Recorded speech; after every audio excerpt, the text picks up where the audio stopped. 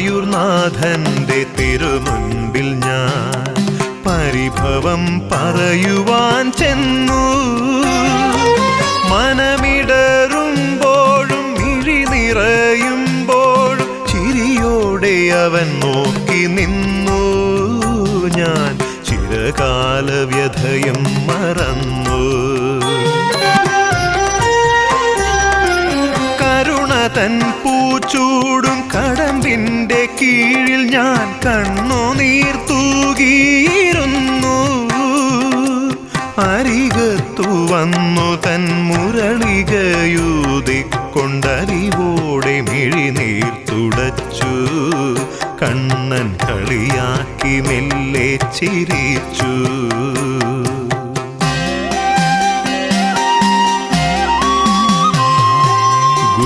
ഗുരുവായൂർനാഥൻ